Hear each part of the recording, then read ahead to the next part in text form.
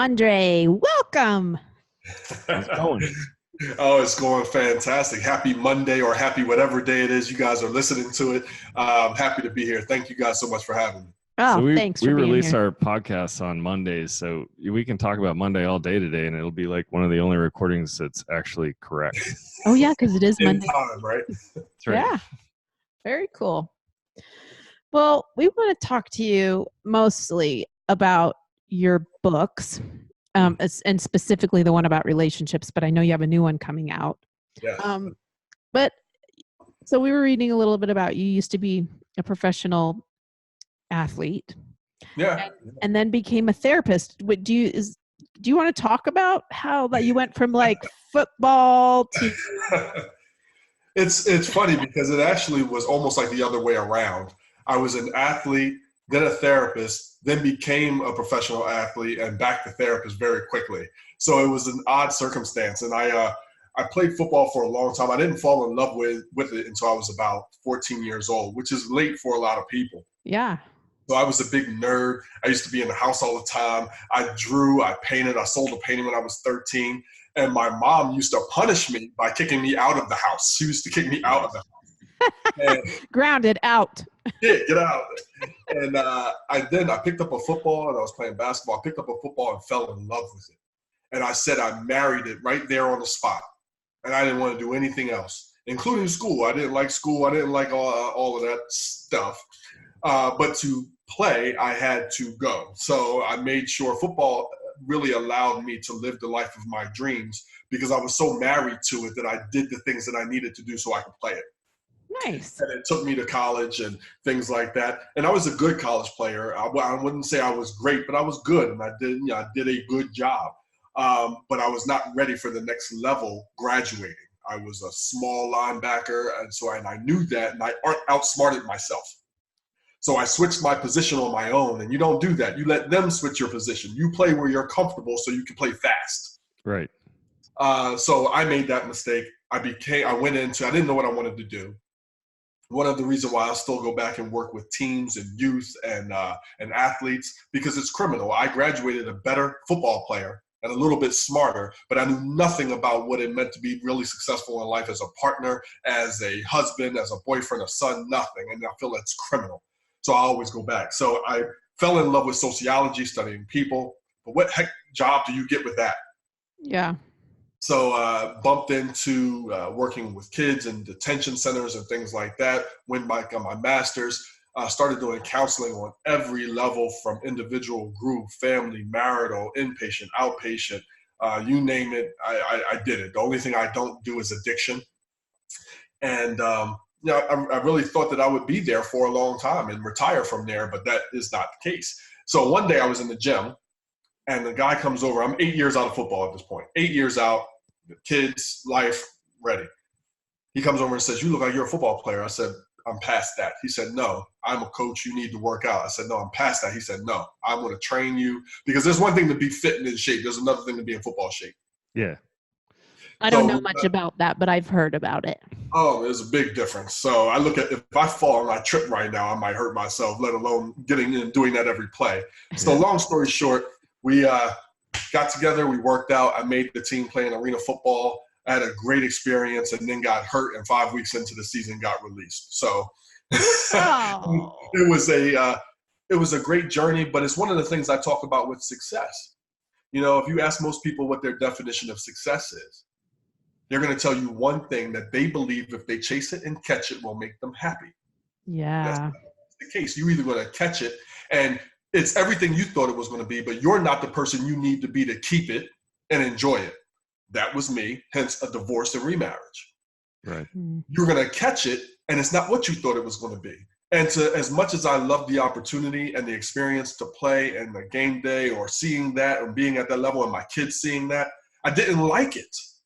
I was 30 years old with 3 kids and working a job. I did not like, the practice time, the things you do and get to do on your time of signing autographs. And it's a great experience. If no one's ever signed an autograph, it's a great, great, awesome experience. But on your day off, you're like, I just want to sit here and do nothing and heal. So there's a lot of things like Hooters sponsored us. I was married at the time. So I had to tell my ex-wife then, hey, I got to go to Hooters. You want to argue now or you want to argue later, but I got to go to Hooters. You know? That's one of Pat's favorite restaurants because they almost always serve crawdads. And that's like nope, his favorite food. You're blowing it. Is it shrimp? What is it? I swear I thought it was crawdads. They used to have oysters, but they hardly ever have them anymore. So the one in Kansas City had oysters and they were like $8 a dozen. It was outstanding. So she'd go out with her friends and I'd take the kids to Hooters and we get oysters. And my daughter had a lifelong dream to be a Hooters server. Hey, it was not. It was for. It was lifelong while she was 2. Yeah. Or 3. Oh, well, but yeah, I get it. Yeah, so it was just the lifestyle. I didn't enjoy it very much, and it was time. It was a different time of life. The last thing, you could catch your definition of success. It'd be everything you thought it was going to be. You're every person you need to be. And life will come and gut punch you and change everything, and it don't matter anyway. So, yeah. I love that you're saying that because that's definitely our experience. You know, we've worked so hard in our lives to have what we have and do what we do. And we kind of got here and we're like, oh, we made it. Now what? The other side of it too is really defining what you want your success to be. So I remember and it constantly has to change so that you can evolve. That kind of leads into we're within a couple of years of each other, and I remember being in my 20s thinking, I'm gonna be a millionaire one day. Mm-hmm. Well, I mean, when you factor in the price of your house and your assets and everything, I mean, it's just there's a lot of people that can say that, but they don't have a bunch of money. Yeah. Or they do have the money, but they're not very happy. Yeah. I say, let's expand your definition of success. What is your definition of success? What is your desired lifestyle in your 4 Ps? As a person, as a partner, as a parent, as a professional, and we can go on as a son, as a daughter, and all of these different things. Now, we don't put our success on this one pillar when that changes, because it's only a matter of time. When that changes, it doesn't take you all with it. You have other things that make you great and give your life value. You know, so it's just like people saying they're TGI-Fing and it's only Monday. Every day has its value. Sure. You know? So, I talk to athletes especially, and young people especially, expand your definition of success to set you up for the great life that you want and can have. Yeah, I like that. I love that. That's exactly what I was kind of hinting at, in that if you had expanded that everything that you want, you're like, well, I want to retire at 35. Okay, well, it's going to cost you X amount of dollars a year to live for the next 30 years. And that's just going to get you to 65. So when you wanted to retire at 35 or whatever it is, then you got to have a pretty solid definition of how that's going to look. Well, and there's a cost to these successes, right? I mean, it's kind of what you're talking about. Sometimes you push so hard for that success and you get so off balance that it costs you more than you ever thought that it would. Like my career, or, this is many years ago, but when I had my big career, our relationship went to shit because I sacrificed everything for it. Yep. Well, and that was awful at the end. You're to turn around and you're like, oh God. Right, because by the time you see it, because they've been seeing it, whether it's your significant other, whether it's your kids, whether it's your family, they've been knocking on the door. Yeah. And you've had them on hold for all of our justifiable and righteous and usually self-concerning reasons. Yeah. And by the time we wake up and see them, they not always, either they may not be there, or you may not like how they're there because now they're used to being without you. They may have already set their boundaries up for when you come back around. You don't get to have it the same just because you're ready now. Yep, it's true. Resentment builds up and all kinds of stuff. Technically now never comes back again. Yeah. Never, really. Yeah.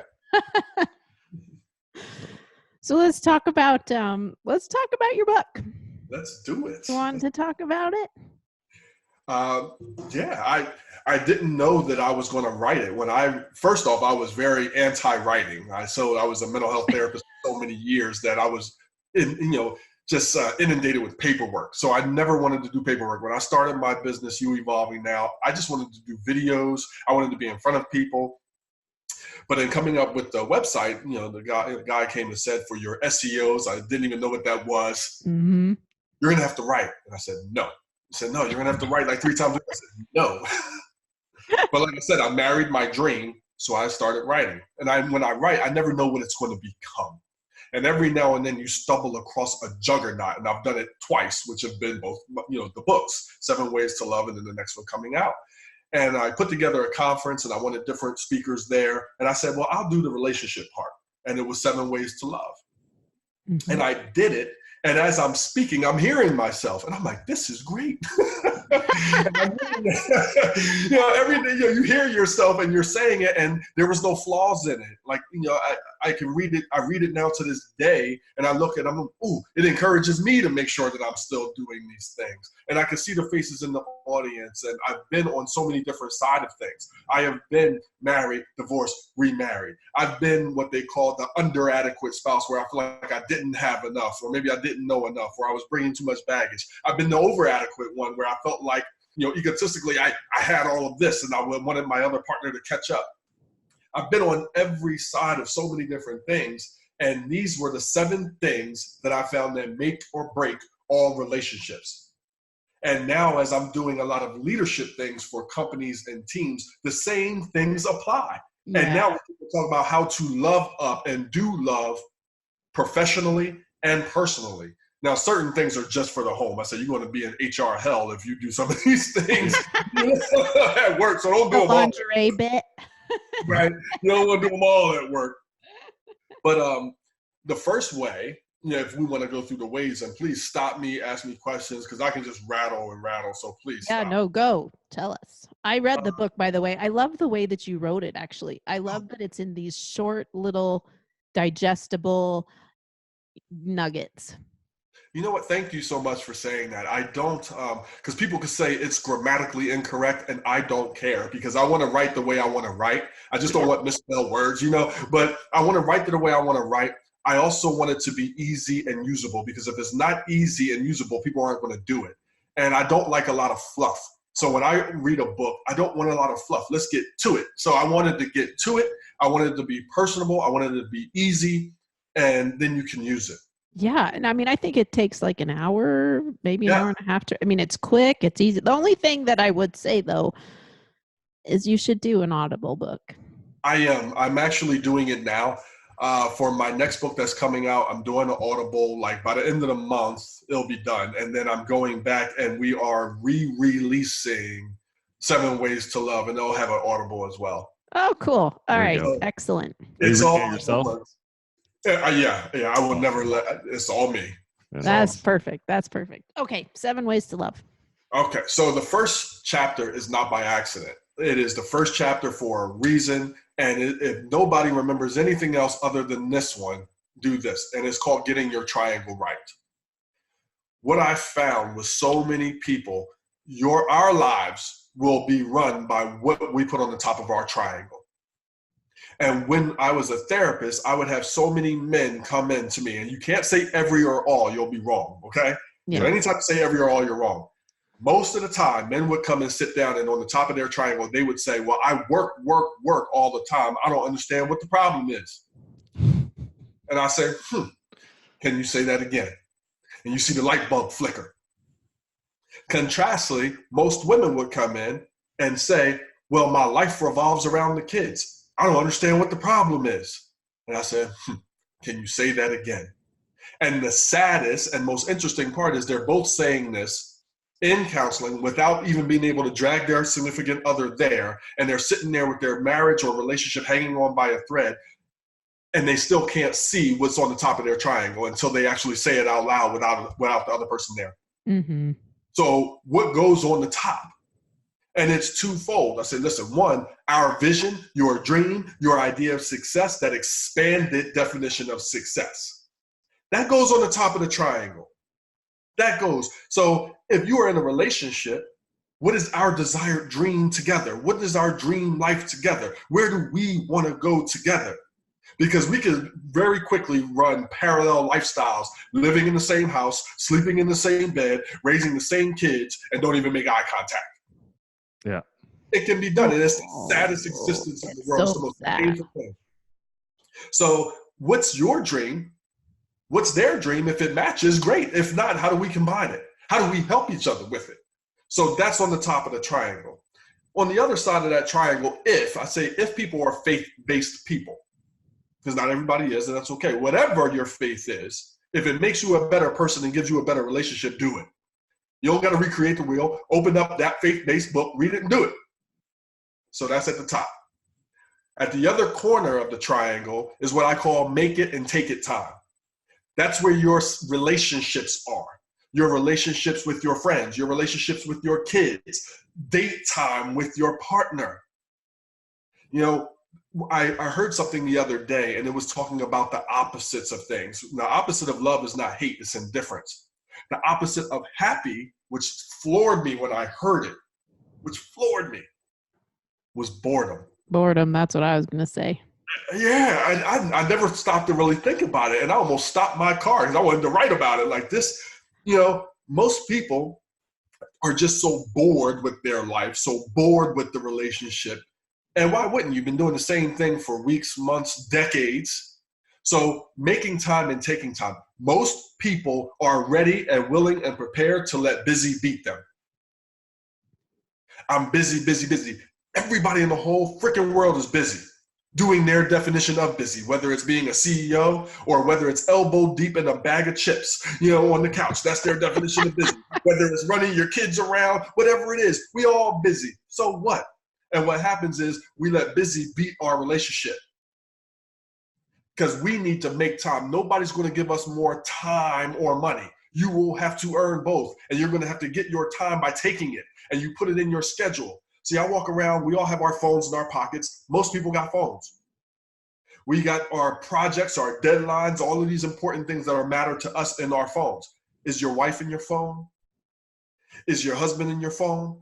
Is date night in your phone? Is date time with your kids in your phone? With my friends, I am not living a spontaneous life. I run a company. You know, I have 4 kids. I have, you know, a wife. Spontaneity has gone a long time ago. So I put it in my phone, and whatever's in my calendar, I work around. Yeah. So are the people that I care about. Because the scariest thing about success is that you get to your definition of success and you don't have the relationships you want to or need to enjoy them. Mm-hmm. Put them in your calendar. Making time means you put it in. Taking the time means you don't make an excuse when the time has come. Yeah. Oh, and why don't we just sit down here and watch another binge of Law and Order? Yeah, I like a Law and Order too, but hey, you knew what you needed a month ago, right? Go get a new experience. So when you go back to work on Monday, hey, guess what? Hey, what'd you do for your weekend? Or me and my wife and I, or me and my husband and I, we got a story to tell. One of the things that I do is that we do a restaurant jar. And so we pick all of the restaurants that are not chain restaurants within a 50-mile radius. Making time and taking time. Okay, we're going to go here. We just put our hand and we're going to go here. What an experience. Interesting. Yeah, because whether you love it or whether you hate it, it's going to be a story to tell, but it won't be the same old story. So I didn't know, and we didn't know that I don't like Lebanese food. No knock on anybody that enjoys Lebanese food. We went, I tried the coffee, I tried the falafel, it hit my tongue, and my mouth rejected it automatically. And my wife and I laughed so hard to this day about this story, all because of Make It and Take It. Lastly, over here, we have you. Whoever's listening, you guys listening, you matter. We matter. And we are very quick, especially in relationships, long-term relationships with kids. We'll put our Superman cape on, and no one demotes themselves quicker than a woman with kids. We put the Superwoman cape on, we put the Superman cape on, and we fly around doing all of the have-tos of the day, not taking care of ourselves, not making time, and then one day righteously stand and complain and rant and rave that we don't have any time for us. It's true. You know? So recognizing that the world's not going to stop because you decide to take a break, you know, and giving ourselves what we need. I'm sitting here in my cigar room. I love a cigar and a drink. That's 45 minutes of peace, and I make it and take it when I need to. Nice.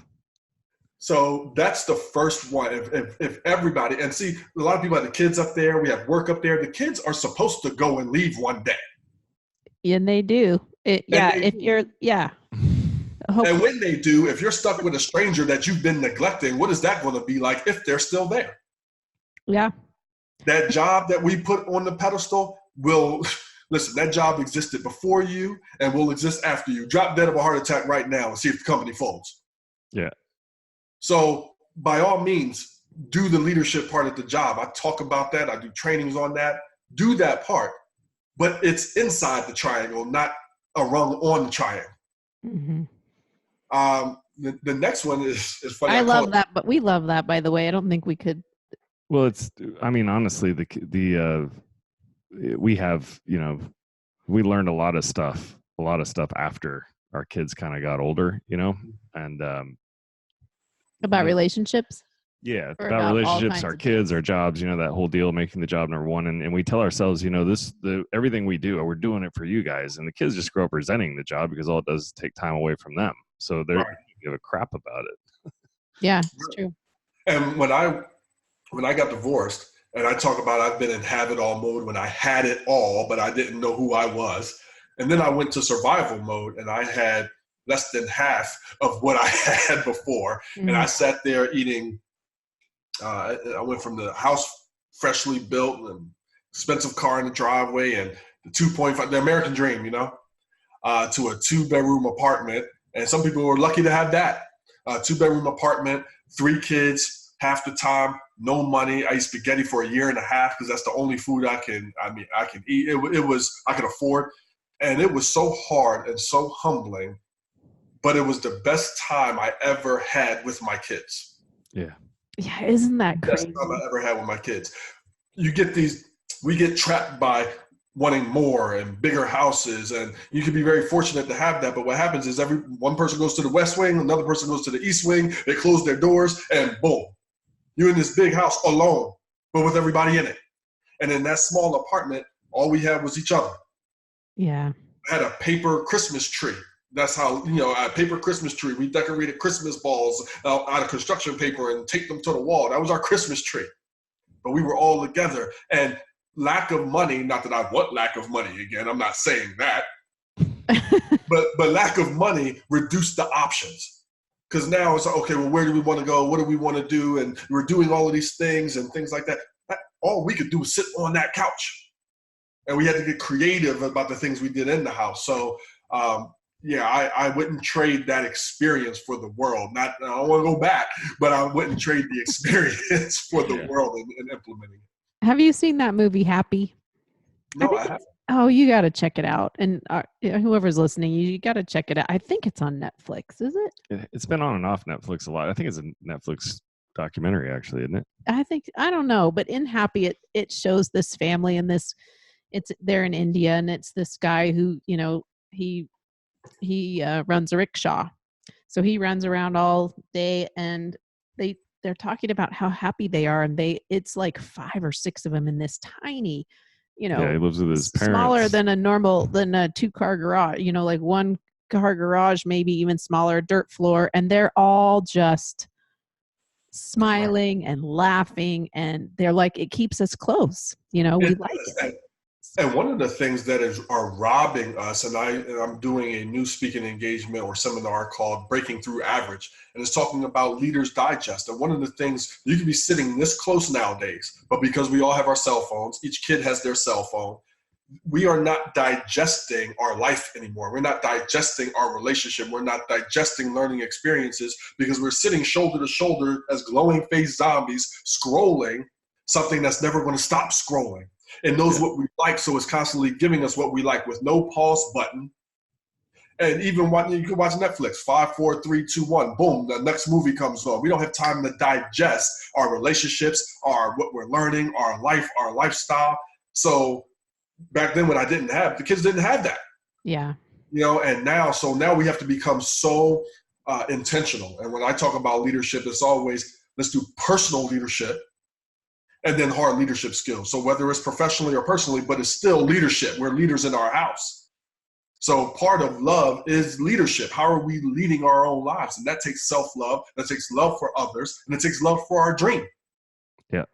And that's how we do it. The other part is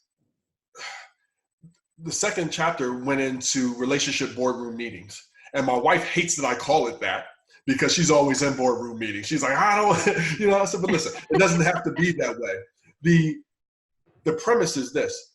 Typically, we only talk about the stuff in our relationships when we're in mid-fight.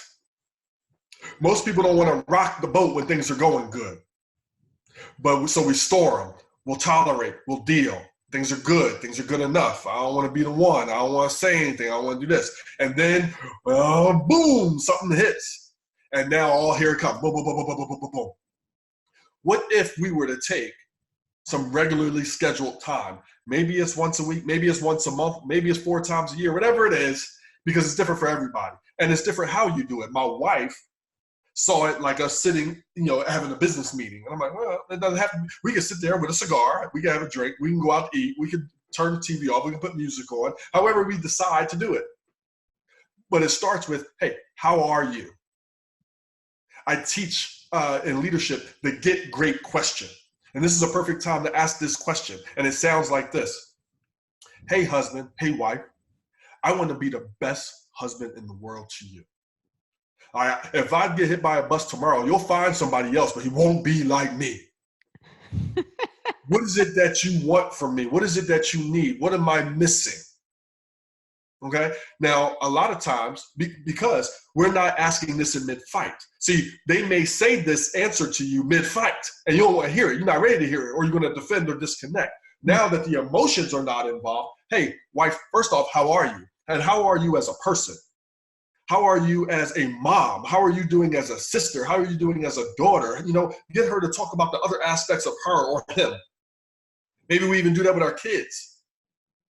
So the next part is, hey, I want to be great to you. I want to be a great father to you. I want to be a great husband to you, a great wife to you. What is it that you need? What do I need to start doing or stop doing? And then we have to be mature enough and leaders enough and in love enough. Because love is a verb. It's not just something you feel. You got to do love even when you don't feel love. Amen. Okay? So we say, once they say the answer, we got to have enough love to just listen. And then we apply what we can apply. Is what they want or need reasonable, doable, and fair? And if so, you do it, and you do it a little bit out your comfort zone. So my wife will say every now and then, she'll say, oh, no, you're doing fine. And I tell people, don't you fall for that. Don't you give in to that answer. Okay? And the response is this. Hey, thank you for saying that. But I really do want to ask you again, maybe give some time to think about it because I really want to be great. We got to give them sometimes permission to say something that either they don't think we can handle. Maybe they need more time to think about it. Maybe they need more permission to just say it. But we want to give that to them. My son said, well, I need you to back off. That's probably what ours would have said. I think ours are still saying that. Yeah. I'm big on dream development. You tell me your dream. How can I help you? Let's go. But sometimes their dreams change. Sometimes they change. Yeah. So I was operating off of a different dream. His dream changed. I need you to back off a little bit. That's not what I wanted to hear, but I love you enough to give you a break. Not that I don't have expectations for you, but I want to know what your expectations are for you and are you living them? So let's get on your page. Yeah. So that's a great way. The relationship boardroom meetings, no matter how you have it, when you choose to have it, we're going to ask about the person and the other roles they play that are outside of the only ones that are important to you. Yeah, that's cool. My wife about being my wife, but she's a mom. How you doing as a mom? How you doing as a sister? How you doing as a daughter? Yeah, it's good stuff. We have friends that wrote another book called The Family Boardroom, and they do that. They have the same idea. I don't know that they meet with each other though, which is something that's kind of interesting. But they have this idea that each parent takes time with each kid once a quarter. They do something fun together. It's playtime, but it's also like, hey, how, same thing, like engaging with your children in the same kind of way. How are you? What is your dream? How. And it's amazing because so much, you get in the car. At the time, I had 3 kids, and my kids now are 19, 16, 11, and 3 months. Whoa. Yeah. So you get in the car, you can imagine the different types of conversations that are a barrage. At 1 minute, you're having a 19-year-old conversation. The next minute, an 11-year-old. The next 30 seconds, a 16. Like, as a parent, you're like, what are you talking about? Like, it's going too fast. Like, we just jumped off this cliff on this cliff. And each kid is competing with each other for your attention. Mm-hmm. And you're engaged as a family, but it's as a unit, but they're individuals. So being able to give that time and for them to see you date your wife or your husband. And I say this to couples all the time. Sometimes, listen, kids need to see you dating each other because they're going to do what you do. Yep. They'll copy your behavior. They're going to copy your behavior. And in those moments where kids are being kids and mouthing off, every now and then it's okay to say, don't talk to my wife that way. You know, being able to claim your wife or claim your husband and say, this is your dad, and I know that's all you know him as, but this is my man. Easy. You know? And it's a awesome experience when kids get to see, because they're watching. Mm-hmm. You know, it kind of leads into the other ones. I call it Seize the House. And it's one of the reasons that I started my You Evolving Now app. And one of the C's in Seize the House is curiosity. You want a great relationship? Stay curious about your significant other. You have a line in your book that's almost exactly the same as the line in our book, which I think you say curiosity doesn't kill the cat, it saves relationships. And we say curiosity kills the cat, but saves relationships. This is like the same, it's almost the same line.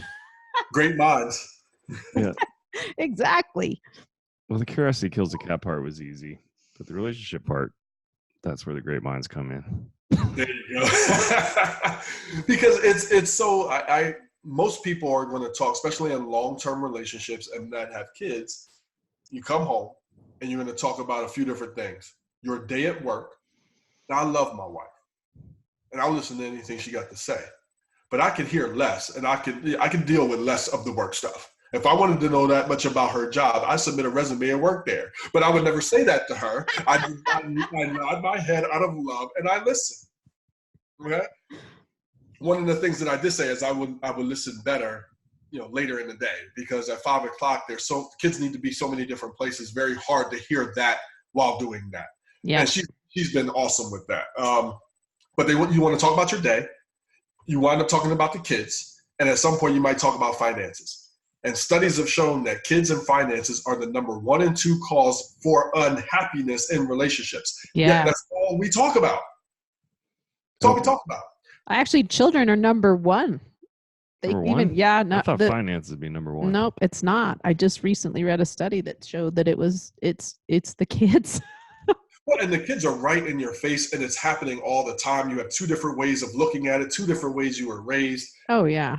And it can be so hard. And nowadays, with the amount of activities that they're involved in, it has parents, being single parents living in the same house. Yeah. So you work all day, and then I spend more time in my car after work than where I commuted to do speaking engagements. Getting everybody everywhere. So being curious. I wrote my first book, Evolve, and it was a compilation of quotes and questions. The app sends out a question of the day every Monday, and it ends with, do you know your partner's answer? Do you know your kid's answer? And then I have found such joy, and I go to a company now and a CEO or vice president and say, I asked my daughter that question, and I didn't know she or he, and they start talking about these things. And that's how you know you're doing work-life harmony, because you've taken something and they brought it home. And they allow them to have a different conversation, and they come back to work a little bit different, a little bit better, a little bit more inspired. And then they do the things at work, and it takes off at home. How do people get that app? They can download it. It's free. It's called YEN Push. So Yen Push. And allow the notifications. So whether you have an Android, Samsung, iPhone, whatever, they just allow the notifications. And I say, let me live in your pocket. And I'm there 5 days a week. Curiosity, charm. Charm is free most of the time, right? I sent my wife a text 5 minutes ago. Hey, I love you. I hope you're having a great day, or I hope your day is amazing as you are. That don't cost me nothing. Oh, that's so sweet. Andre, are you texting your wife during our podcast? 5 minutes before the podcast. Oh, all right. That's a true story. 5 minutes before the podcast. And, if she could be thinking about me in a great way at work, she comes home in a different way. I get to see her in a different way. We have to prepare love in our mind, and that's part of the construction talk piece. Not only what you say face to face to the people you care about, but away from them. Mm-hmm. You're preparing your mind. You can't talk poorly about your relationship all day long and then go home and love it. You can't talk crap about your job all day long and then go skip to it. You can't. You compound that over weeks and months and years and decades. What are you supposed to get? Misery. And especially, can you imagine if you found out that your significant other was talking that way about you away from you? How would that feel? Yeah. Bad. And the funny thing, so many people, whether it's at work, and I used to see it all the time, most people will share their negative story with their relationship or whatever, with anybody who will come in there 18 inches at work. Talk about it. All of a sudden, you got the company party. Here's your spouse there, and everybody's like, "Why are they with them? Why, what's going on there?" You know what you've been saying, so you're uncomfortable. They know what you've been saying; they're uncomfortable. The only person who don't know and looks the fool is your significant other. So let's give the gift of construction talk and building each other up, to the person and away from the person. It does us as big a favor as it does them. It really does. Yeah, we talk about that same kind of thing. Well, you kind of have another part about cheerleaders in your book, and we kind of combine your construction and your cheerleader. We call it biggest fan. Yep. The same thing, we're on each other's team and we don't talk shit. There you go. Because it's so easy to do. And most people, I have a rule, and I talk about it, it's controlled venting. We're all going to have, in our best relationships, things that just aggravate us. It's okay. That's a part of it. But how we vent is going to make or break our relationship or not. So 3 rules to our venting. When you're upset with your significant other, our venting, 1 needs to be people limited. Everybody doesn't get our story. So who's on your team? Who do you go to when you need to vent appropriately? Whether it's a great friend, whether it's a pastor, whether it's a therapist, whoever it is, who is it? And that's your people. And what happens is so many times we might go vent to our family. We might go vent to our mom or dad, and we're poisoning how they feel and how they think about our relationship. And there goes Thanksgiving, because we don't go back and how you made up and all of the great things that person did. All they know is the bad stuff. Yep. Yeah, I think that happened. I think that happened when Paddy and I split up in our 10th year of marriage, and that I think I definitely, maybe part of why my mom's, well, she likes you now, but there was a lot of years there where she did not like you. Yeah. I probably poisoned the well. You definitely poisoned the well. I said nothing but nice things about you while we were You're apart. so full of shit right now. Well, good for you guys too. That's a success story in itself to be able to split up and come back together. Wow, good for you guys. Yeah. Thank you. So it has to be people limited. The next thing, it has to be time limited. We're going to vent, but you don't vent all day, all year long. Let's get it out. And now the third part is it purposeful? Is it purposeful? So am I venting, or am I storytelling and selling stories that people will get to the bobbleheads, that people will just be entertained by or tell you how awful that is? Or do you have a purpose? Hey, what do I do? What's next? So that controlled venting I found has been huge if we can follow the rule. Do you think it's really necessary? I mean, I've sort of come to the point where I don't really find venting helpful anymore. Like, there's nothing about venting. It just brings me back down to a moment that's gone already, and I don't need the negativity. But I guess I have other ways of sort of getting rid of my shit. But but it could be as simple as just validation, though. Yeah, that's true. Yeah. I guess so. Sometimes just saying it's okay that you feel that way, but I guess I can tell myself, like, it's okay that I'm pissed off right now, and now I'm going to get over it, and maybe I need to have I don't know. I've kind of gotten away from doing any venting. I don't like it. I don't like the way it makes me feel, and I don't, like you said, I don't like the reaction that people have maybe about who or what I'm venting about. Well, until we all evolve to your level. Well, the funny thing is that I still I still catch myself doing it. Yeah. Like even last night I caught myself doing it and I was like, I don't like the way I feel about this. Yeah, no, I Like, ooh, I feel icky that I just said that. Well, both of you guys had awesome points. I mean, one from a validation standpoint, sometimes you just need, if I call someone, one, I'm doing it purposeful. What am I not seeing? Am I wrong in this? And I've had people tell me, yeah, you might be wrong, or have you seen it from this perspective? And it just allows another avenue because my brain is going too fast. The other part, it can be poisoning depending on who you're calling. And you said something, Sam, where getting other things to get that out. So I used to get upset and I used to be mad for like 3 days. When I got upset, I was mad for 3 days. The first day I was on, I'm upset and this is why I'm upset. And I feel justified in being upset. The next day I said, okay, I didn't marry or I'm not with, or this person I'm upset with is not the devil coming out of the underbelly of society to ruin me. You know, like this isn't likely. They're a good person. Why did that good person say this? What must be going on? And then by the next day I was like, okay, what do we do to fix it? What do I need to do? Regardless of where they are at and what they want to do, what do I need to do?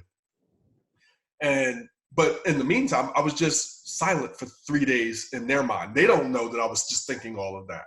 Mm-hmm. So by the time, hey, I'm ready. You know, they're like, well, where are you been stonewalling me for 3 days. Now they're mad at you. Like, I don't even know what I said. You haven't talked to me for 3 days. Exactly. Yeah. And now you're ready.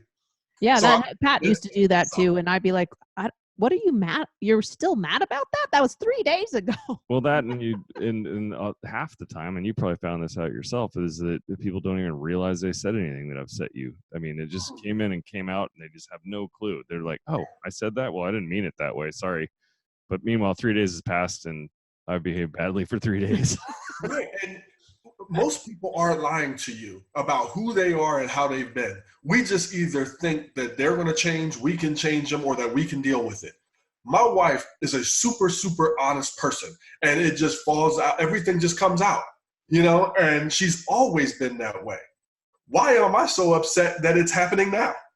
Yeah, it has always been that way. So every now and then I'm like, okay, this is who I married. The chances of her changing this is not likely. And I knew it in the beginning. So. Yeah, and those things that you think are so quirky or interesting, and then you're like, oh God, that one's starting to wear on me. And then if you can just get back to the point where you're like, well, I did marry this. I knew about it to begin with, and I used to like it. Can't I get back there? Well, there's also another point to that is that there's we're all in different moods. Like, sometimes you'll say something and I'll feel triggered and feel upset and angry, but then I start thinking about it and I'm like, this has nothing to do with what she just said. It has more to do with me feeling stressed out because of X, Y, and Z, and I need to just take a deep breath. Yeah, and I've learned, let me just hold off for a little while, and if I still feel this way in a day, then I'll say something. Yeah. But otherwise, everything doesn't require a response right away, especially if that response is not going to be fruitful. Yeah, I'm a big fan of the timeouts. Yeah, and nobody even needs to know I'm taking it. I'm just. Exactly. If I still feel this way tomorrow, then I'll say something. And it's amazing how much stuff then doesn't get said. Yeah. Well, especially when you look back on it in about 4 or 5 hours, you're like, I can't believe how upset I got over that. That was absolutely minuscule in the grand scheme. Well, and you made a great point too about we're in different stages or places throughout the day, but also in life. And this is not in 7 Ways to Love, but the process of change. And one of the things that I do for a speaking engagement is called How to Manage Change, the change you think you want and the change you don't want, professionally and personally. And what that really gets down to from a relationship standpoint, change is inevitable, but it always seems to shock the heck out of us every time it happens. And at some point in our relationship, you're going to change and your partner has not. And a lot of times, because you changed, we can look down, and I say, be careful not to let your evolution elevate your ego. You know, so all of a sudden you changed, they didn't need to, don't have to, they've been that way, but we're looking down on them because they haven't. Or they changed and you didn't. And now maybe you feel less than, or I need to catch up, or maybe they need to come back down. All of that change is okay. It's going to happen. It's got to happen. So how do we respect and love each other in spite of change, knowing that it's going to happen and it's okay that it happened? Because one day you're going to be in that other seat where you changed or you didn't change. Yeah. So we got to love each other for who we are. Yep. We did a podcast, I don't know, several months ago. We called it self-help shaming. Self-help nagging. Yeah. Because we have a lot of people that, are big into the self-help movement and evolving and growth now, and Justin's kind of stuff, that we have that mutual friend and other, some people are showing up there by themselves and they're pissed off their spouse isn't there. And Right. You're like, well, they're doing their own thing. Or you read a book. You got to respect where they are in their own journey and not be so judgmental about it. Yep. Right. And that was very hard. I think a lot of times, and I'll speak for myself, but I'm assuming a lot of self-help entrepreneurs may feel the same way. I went through this process of I'm creating something great that I know is impactful and helpful and motivating and influencing. And I used to get upset by the butts that weren't in the seat. Because at that time for my business, you're judging it based off of who's there instead of the value that you're giving. Now, you always give the great value, but it's hard because you got that pit in your heart, the seats aren't there. Now I've circumvented that. I go to where the people are, no longer an issue. However, that happens in your relationships too. So I learn for my business, it's not about me impacting and making everybody ready right now. My job is to exist when the non-ready get ready. Am I still great? Am I still evolved? Am I still this? So when the not ready get ready, they know where to go. And that breaks down into your relationship. If my evolution has elevated my ego, by the time they get ready, they're not going to be ready for me. And will I be ready for them? So I need to stay great. I need to stay on top of myself. I need to stay aware. I need to do love instead of just feeling love, depending on feeling love. So when my wife, my kids, my whomever gets ready, I'm still a person that they need to have in their lives. I'm still a person that will accept them when they're ready. Yeah. And that's a hard part. I think a lot of entrepreneurs and relationships go through that. Yeah. And I think that's, requires a bit of humility. Like you said, you have to kind of keep your ego in check and recognize we're all just doing the best we can. And where we are and what we know and how we feel. And okay, go ahead. Well, no, what I love about what you just said too is, it's really easy to get frustrated because you're like, I'm doing this, I'm subsidizing this out of my own pocket. I'm taking my own time and, nobody's really appreciating it. And so then you may take a step back and get beat down a little bit by the lack of buy-in, if you will. And so when somebody is ready, they're getting your B game instead of your A game. So my goodness. And we have great minds. Pat, you are the man. Because I call that is the more or less rule. And I said, don't ever be less because somebody else won't do your more. That happens in companies and on teams a lot. Well, why should I do more if so-and-so keeps not doing this? So pretty much what happens is the whole culture just implodes on itself because now even your most motivated people are going to do less because over here they're not doing more. And we'll do that in relationships. Yeah. Well, I'm not going to do this until you start doing that. Stop doing that. Keeping score. Do everything all the time. So if the relationship succeeds, you haven't been a part of the problem. If the relationship fails, the only thing we always want to do as leaders, whether it's in a relationship or in leadership positions, can you put your head on the pillow in peace every night knowing you did what you were supposed to do? Yep. Simple. So I'll never do less. I'm not going to do less. Even on those times, because we know when we're doing less. We know, and in the book, in 7 Ways to Love, I talk about inspecting your thoughts, so we're living the thought. When you know that I love you that you didn't say, that time when you wanted to give flowers and you didn't, you knew that sexy night you wanted to have, but I'm not going to do it because of whatever. We do it. We Yeah. do it and we do it. So when the relationship works, it's because of something we did. If it doesn't work, you know you did everything that you could do and supposed to do, and you could be in peace knowing that. After the pain, after the hurt, you be okay knowing you're at peace. Mm-hmm. Yep. Knowing I that you always did the best you could. I always struggle a little bit with some of that. You know, when you talk about inspecting your thoughts, where in fact it happened just the other day. I was already 20 minutes late to go meet my mom. I drove by, I saw the flashers go on a car, and somebody get out, and I'm like, I bet you they need a ride, they need help. But there wasn't a place to turn around for about a mile. And then I'm like, man, I can't go back. I got to go meet my mom. So she's going to be pissed as it is. But it ate at me a little bit for the next hour, because especially when I drove about another 3 miles and realized that there wasn't anything near where their car was. Wow. Yeah. And I didn't do it. And so there's things like that chew at you sometimes. But when you got a schedule, I don't know, it's a tough walk, you know?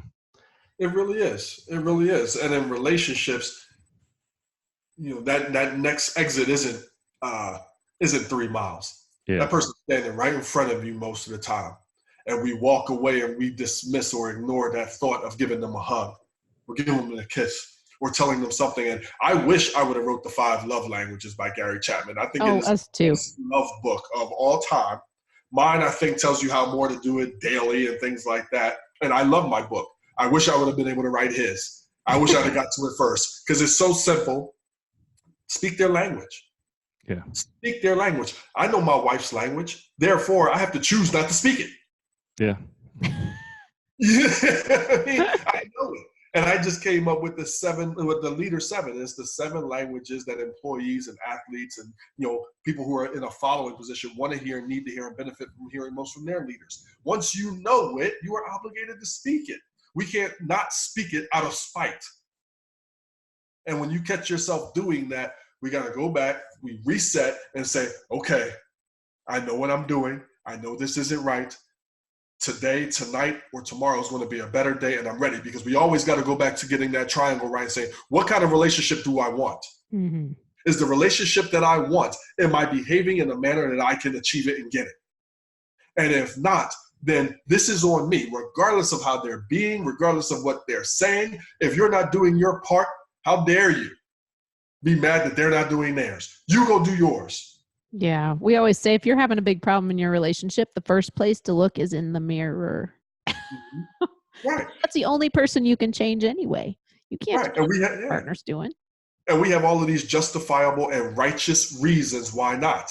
Yeah. Why we're not doing that. And that's the bobblehead effect. Sometimes we bobblehead ourselves. And that's way 6 in 7 Ways to Love. We'll go, the people who do tell the stories or storytelling, they're telling their bobblehead friends and people, oh my God, I can't believe he did or she did. And if I was you, I'd do this. And that only does nothing but send this person back righteously with their chest out to have a temper tantrum. And those of you listening, have you ever heard someone say this to you? Well, so-and-so thinks. Well, so-and-so says. Well, what do I care what so-and-so thinks? And so-and-so don't live here. Yeah. And so-and-so don't know you the way I know you and the way you're behaving right now. And so-and-so's only heard half the story, and I bet you there's some good color in it too. So we have to be careful. We need to be very intentional and mindful of removing the bobbleheads out of our lives. And us not to be a bobblehead when we get that phone call, when we get that person in front of us sharing this storytelling. We don't know. We don't get to be bobbleheads. I had a friend of mine, his name was JJ.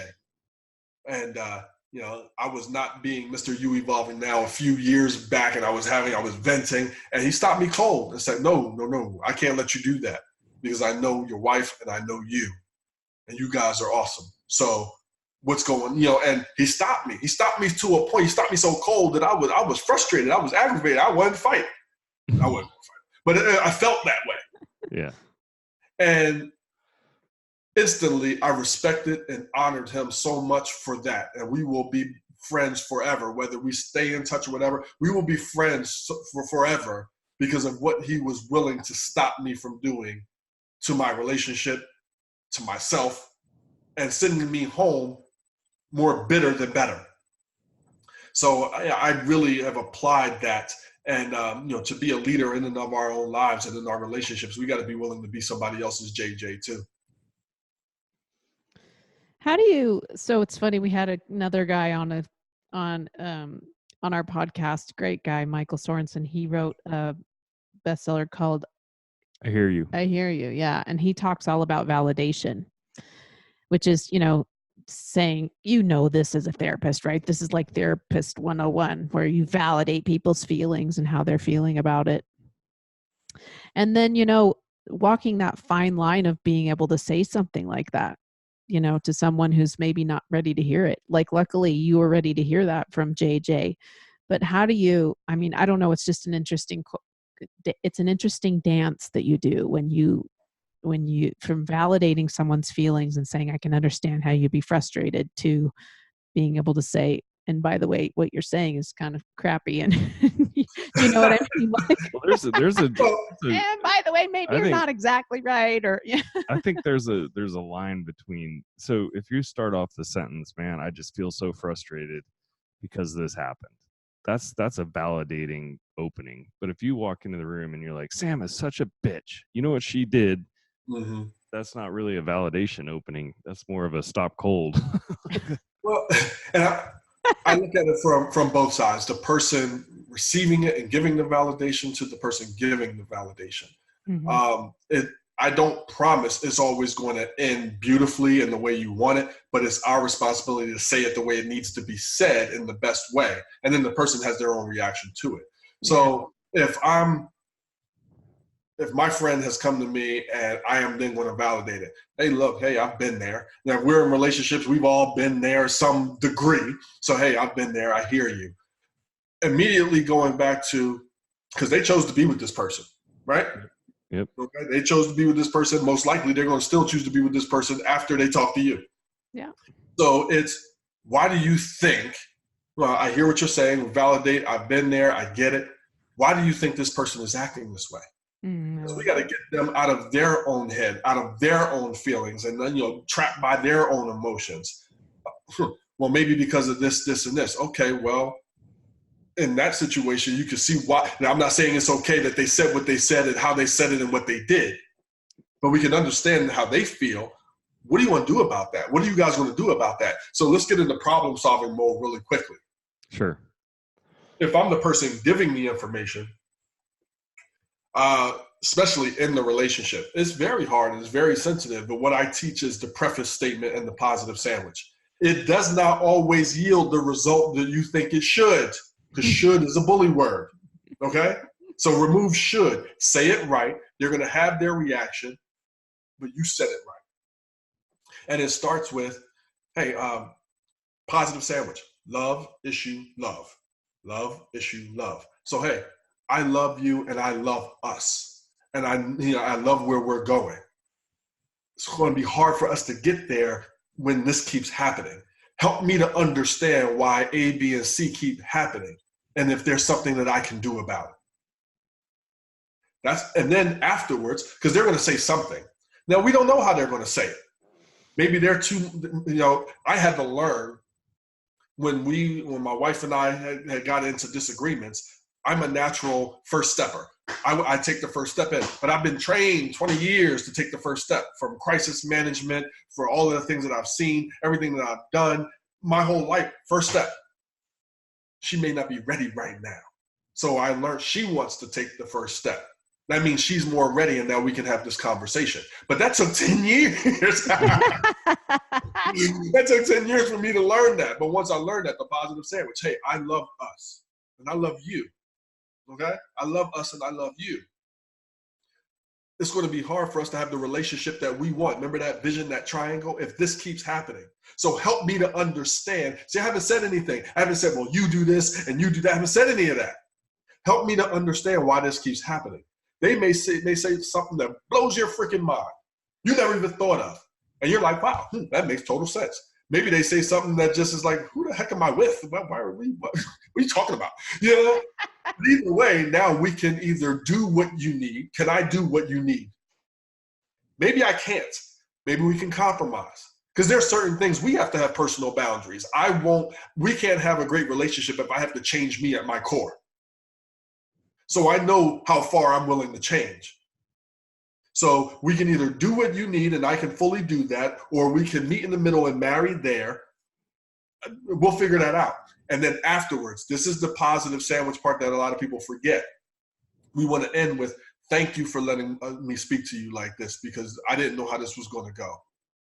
And we're thanking them for their maturity. We're thanking them for their love. We're thanking them for that. So does it work the way you believe it should? Bully word work 100% of the time? No, absolutely not. What it does is it sends you to bed in peace. What it does is, if the relationship works, it's because of something that you've allowed to happen. And if it doesn't work, you get to say, well, damn, what more could I have done? How could I have even said it different? Yeah. Can I ask you a question? Because we're big on celebrating imperfection, but because there is no such thing as perfection in our mind. No, it exists in our minds, just not in reality. Well, I have a I just quick question I wanted to ask you is, you've got a lifetime of experience, dealing with people and learning and developing tricks and of the trade and that type of thing, and all the way down to just learning about your significant other and not trying to not being the first one in and taking that first step. But how often would you say that you remember everything? Because we wrote a whole book about things, and we're still, like, a lot of the stuff we put in the book that we know is right, we're still, or me anyway, I can speak for myself, maybe me 50-50 at. You know what I mean? Yeah, like I know what to do, and then I say something, and I'm like, whoa, that was not right. Well, as much as we can write books, as much as we can do the audios and videos, we are still human, and we're not going to beat the human factor. Right. We're not going to beat the human factor. And that's where the power of apologies come in. How we apologize, what we're apologizing for, and being willing to do it. Not everybody's willing to apologize. Not everybody knows how to apologize. And then the most important and the most powerful thing we can do is have consistently changed behavior after we apologize. Don't be sorry 1,000 times for the same shit. So that's when that power of that comes in. So how many times do I don't do or say everything perfectly. I do what I know that I need to do and should be doing. Now, I have gotten so much better over the years where I do not allow people to push my buttons. I've gotten better in collapsing my time frames. I'm no longer mad for 3 days. I can be mad for an hour. If I'm still mad for a few days, I will come and I will present it in a way that I need to present. If I don't do it that way, then I need to take responsibility for things going south too. Sure. Because I had a feeling about it, and just because I'm justifiably upset about it, and I have every reason to be upset about it, if I didn't attack it the right way, then I'm not going to get the reaction that I could have gotten. Actually, I know what I'm going to get. If I make a snide comment while washing dishes and I didn't come to you, pull you to the side, and have this conversation the way I've taught people to do and the way I've written in this book, then I'm going to get the reaction that I know she's going to get. Yeah. Yep. So we're all human. We're going to do that. The power of apology comes in with that, and and doing the love instead of just trying to feel the love. So many people are trying to recreate the feeling of love from when they first met. Like, that's not possible. You can't. That doesn't work. Yeah, we write about that in our book too. Just the love when you first met doesn't exist after a couple of years.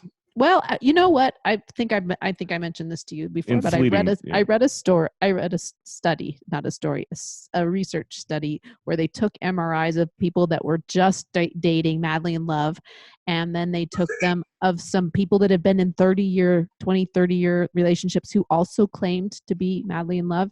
They had all the same blood chemical and all the same brain parts light up, except for the bad ones that make us kind of crazy.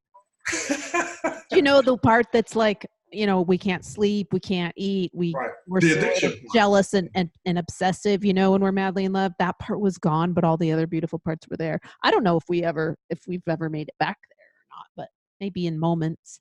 Yeah, no, I think everybody comes in and out of it, but to chase that, like we're being, the bill of goods are being sold by Hollywood is this is what love is. It's ridiculous. I think it's better now. Oh yeah, getting past all that is when the fun really starts. So, Well, and when you mentioned like Hollywood, and I just had a little girl, she's 3 months old, and I don't even want to Congratulations. read her. Thank you so much. She's beautiful. I love her. But I almost don't want to read those Disney ones. No knock on Disney, fantastic Disney. Don't sue me here. But the whole happily ever after magical thing, like we put such an emphasis on that H word of being happy, and happy is good, but happy is momentary. Happy is fleeting. Can we have a joyful life? This happily ever after is nothing bad supposed to happen, and everything's going to be sunshine and kisses and butterfly kisses. It's not going to be. It can't be. Well, and that's Yeah. the wedding day, right? Which is actually when you start the work. let's see Cinderella Being Part in a 2, where relationship. Prince Charming's 40 pounds overweight. He doesn't have a job. He's drinking too much. Cinderella's back working for her mother-in-law. I mean, come on. Oh, that's funny. That's funny. But yeah, I mean, we just, it's not going to be happily ever after. Can it be joyfully ever after? Fine. Joy is intrinsic. Happiness is external. We need things to go our way in order to be happy. And I'll say, people will say, well, money don't buy happiness. I say, bull crap, it does. You ever been on the jet ski? I was quite happy. You know what I mean? Like, so you can buy things that make you happy, because happy is going to be fleeting, Yeah. but you can't buy joy. You can't buy joy. If that's the case, so many rich, famous, successful people wouldn't hurt themselves or commit suicide or be, it's not, can't buy joy. So joy, you got to get on the inside. It's the only way that you can get it. And I want my sons to know that, stop, be happy, but don't chase it so much. Chase joy. Yeah. Mm-hmm. And fulfillment, And fulfillment. Yeah. Peace is another good one. Did we get all 7 ways, Andre? I believe so. We kind of went off, the last one, the one we didn't get was in the middle, and it was called Teamwork Makes the Dream Work. And it's not so much what to do, but more so not how not to think. And it drove me crazy. I was driving the car one day, and this jockey, it was a morning show, and they were saying something about love and relationships being 50-50. Oh, is this the 50-yard line thing? Oh, goodness, yeah. Oh my God, it's my favorite chapter. Drove me crazy. And I'm like, wait a minute. I played football, and there was nothing loving about going to the 50-yard line to go size up the competition, shake hands. I wish them all health, but I don't wish you to win. You know what I mean? Like, who does that? Like, good game? No, have a terrible game. Like, I wish you health. And I'm like, there in no way whatsoever is that comparable or conducive to a great and healthy and loving relationship. So I said, can you imagine, just visualize your partner standing at the 50-yard line, having done their share of the work, the duty, the finances, and you struggling on your 20, on your hands and knees, scraping, and they just standing at the 50, arms crossed, foot tapping, saying, well, come on, I did my share, come on. And how many relationships really operate that way, look that way? I did my half, I did my share, come on. And if you don't come fast enough or strong enough and hard enough across that 50, then you're not a good woman, you're not a good man, you're a bum, or you're a loser, or you're something. All of these different things, male or female, doesn't matter. That's a horrible way to look at a relationship. You cross that 50. You go get that partner out of love. You put them on your back, and we could go to the end zone and score together. Because there may be a time where you're going to be on that 20 struggling. See, I was in a relationship where my ego was just so big that I was on that 50 and hands crossed, foot tapping. My relationship now, I got sick. I had a perforated ulcer and almost died. Oh, man. I walked into my relationship with less than half my money, less than half my stuff, with 3 kids. Now I'm sick, laid in the bed for 3 months, can't move. And I watched my now wife take care of my kids, do all of this stuff, do everything, because I couldn't do anything. And all I could do All I could do was love her from that bed. All I could do was speak her language of words and affirmation. All I could do was tell her and send her those texts and be curious about her. All I could do. But she allowed that to be enough. So sometimes somebody's 20% may be their 100%. When I started my business, like every other business, I wasn't making any money. But I knew that I had to do it. I knew that I was going to do it. I knew I wasn't going to stop doing it. I'd rather die than not succeed. I mean that. I mean that 99% because I have kids. But I really do mean it. So from a financial standpoint, was I giving 50%? Was I giving my 100%? I was giving my 100%, but it shit damn sure looked like 20. So can we be respectful of these percentages? Love is not, and a relationship is not meeting at the 50-yard line, waiting for somebody else to pull their weight. Well, why aren't they pulling their weight? What is that attached to? How do we understand? And then that seventh way of love, how do we be a dream leader? We'll never forget somebody who helped us live our dream. Do you know your partner's dream? How can you be a part of their dream? Because they will remember if you weren't. They'll remember if you will, too. Exactly. So that dream, now then we got to be mindful too, because, okay, look, this is my dream. I'm not bringing in the income. I'm not doing all of that stuff, but I know I will. So what did I do? I understood the other part, the other side. So I went out and got a job. I had 12 staff at that time. I'm writing books. I'm working at Bob's Discount Furniture. Go Bob's Discount Furniture. I did working there. And luckily it was cool because I'm sitting here organizing, selling furniture at terminals, managing my business, answering emails. There was a Barnes and Noble right next door. People were going to buy the book, coming back, buying furniture, and I'm signing signed copies of the book there. But I learned how to be a better leader. I learned how to be a better employee, employer, all being on both sides at the same time. So that part of love, teamwork makes the dream work. You are a team. And as a ex-football player and all that, I would never have a teammate mess up, make a mistake, miss a kick, miss a tackle, miss a block, and me go out and chew them out on the field. Would never. What do? You pat them on the butt, pat them on the helmet, and say, come on, we need you. Look me in my eyes. We need you because we're going to do this, and we're going to need you soon. But we go home and we do the exact opposite to the people we say we love. It's not no. When they make a mistake, hey, pat them on the butt. Let's go. We are together. We are going to do this holding hands. We're going to succeed or we're going to fail, but we're going to do it together. And that's how we get the win. Yep. Beautiful. I kind of want to end here, but I also want to give you a chance to talk about your new book a little bit. Because that was like, when's it boom, coming out? That's drop the mic. Well, the new book is called 7 Ways to Lead. So enhancing leadership and work-life harmony. And I didn't know that I'd be writing about leadership as I started working with more corporations and teams and things like that. Not everybody wanted work-life harmony. Truth is, they can make their bottom line without it. And a lot of companies do. But everybody wanted leadership. And then I realized, wait a minute, I'm already talking about leadership. I just don't have the word leadership in there. Mm-hmm. So I just added the word leadership in there and and that's really what it is. And now I can't stop writing about leadership.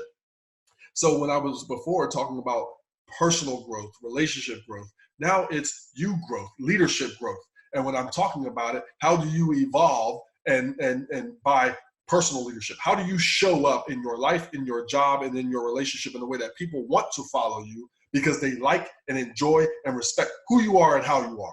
Personal leadership. Then we add some great hard leadership skills to it. And because of that, now we have some work-life harmony because we want to add some personal things in there too. Because the fact that we all have these phones now, my wife is everywhere I am. So guess what? You go to work, your relationship is at work now. You get text, you get all of that stuff to work, it affects you at work. So that whole leave it at home don't work anymore. Because you have your phone, now you get work emails and notifications and deadlines and all of that stuff at home at 10 o'clock at night. Not to say that you should, but we know it happens. So this work-life harmony is so much more important now than it's ever been because we're inundated with each thing at the alternate place.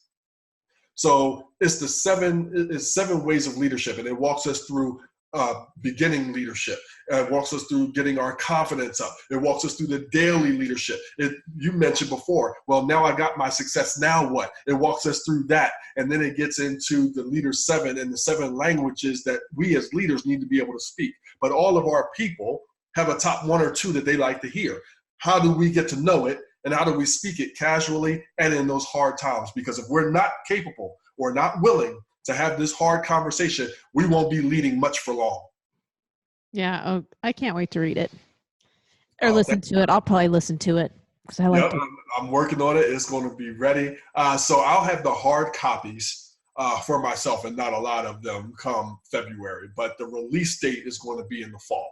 So fall 2020, it will be out. It'll be in bookstores, and we'll be ready to rock. I am so excited for it because it's just it's life-changing. I've read it 3-4 times already, but I'm biased. So if you need anybody for your advanced reader team. Yeah, I would love to read it. Yes. There's one thing about your book that bothered me. What's that? There's a part in there, and I'll tell you later where it is, but it's in there, and it talks about bad habits. Oh, it's the stop part. Stop, start. Right. Stop, start, continue. In the stop part, you list sex as a bad habit. I had your back on that one, but he was like, "It's probably not what you think, Sam. It probably means like sex addict or porn or like."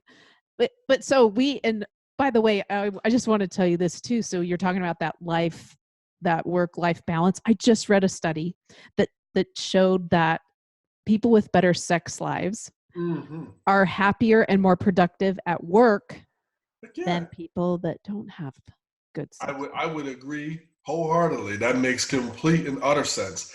What I meant by anything that we need to stop. See, when we talked about that change, I'll go back to the 5 love languages by Gary Chapman.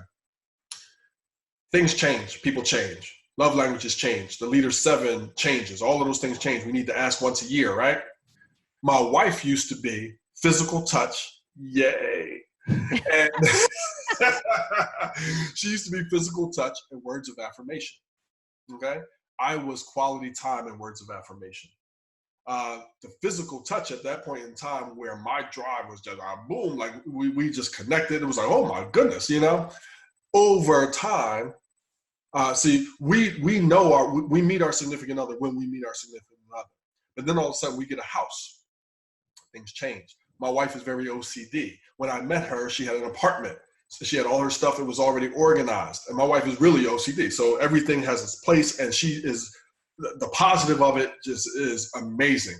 However, getting a new place and getting a new home, OCD went up. Yeah. So now the time is different. Then we got a bigger house. We moved, we built the house. So then we had the kids, and then now we have a child. So that physical touch is no longer one of her languages. For me, I had a hard time respecting that change. And sometimes our drive, our sex, and what we want and what we need is no longer what somebody is capable of giving right now. Because what was at 100% for her right now is maybe at 20. But she was giving me her 100. It just didn't look like 100. Remember back when we were talking about. Mm-hmm. So sometimes what we may need to stop is sometimes our expectation of what we want, because what happens is at some point we start to temper tantrum. Now, it might be disconnecting. It might be actually having a temper tantrum. It might be yelling. It might be screaming. For some people, it might be cheating. But how do we acknowledge this, acknowledge what's going on, speak for what we want, and then after we've done everything the right way, we do have a choice. We can evaluate, is this relationship for me? You can say that. You have every right to say, maybe this isn't the relationship for me. Maybe it is. But if it is, then you're going to have to choose to adjust. Because the last thing you want is somebody having sex with you that don't want to have sex with you. So what is it that I need to do to make sex more, reasonable and doable? And what I found at that time, I don't know if it's in the book or not, but who knew that the dishes mattered? Every woman alive. Oh, right. But I didn't. And it's not just women, but Household chores is a thing. While she was getting the house ready and doing all of these things, I hate to cook. I don't like to cook. I would work a second job just so I didn't have to cook. Who's going to cook for me? I pay somebody. I do not like doing it. So my wife would come home. She'd do dishes. She would cook. For me to get what I wanted, if I could do the dishes, and dry them and put them away, it took another step out of her day that she didn't have to do. And then she didn't have to be as tired at night. And then there's other times of the day that we can. So being able to monitor what we might need to stop or adjust or inspect, and I call it inspecting what we expect. If I expected sex every day, it wasn't going to happen. It wasn't going to happen. So we needed to go back and say, okay, what is reasonable for both of us? What does it look like? And at that point, it was just so far from her mind, which hurt me. It was so far from her mind with getting the house together and having OCD and doing all of those things. And at that time, she was advancing at her job that it wasn't present. It wasn't present. And I'm like, So do I value and do I love you enough outside of the feeling of love to figure out how we are going to do this as a team? What are we going to do? Because you're the only person I'm supposed to do it with. So what are we going to do? That is the tricky bit, right? That you're the monogamous. I'm surprised anybody in your family wants you to cook if you did nothing but make spaghetti for 2 years. Nobody here wants me to cook. I found a way. When I do one-on-one growth training, I say, look, part of my Rue way, the E is embracing the obligation. So we all have some crap work that we got to do that we don't want to do. Mine is cooking.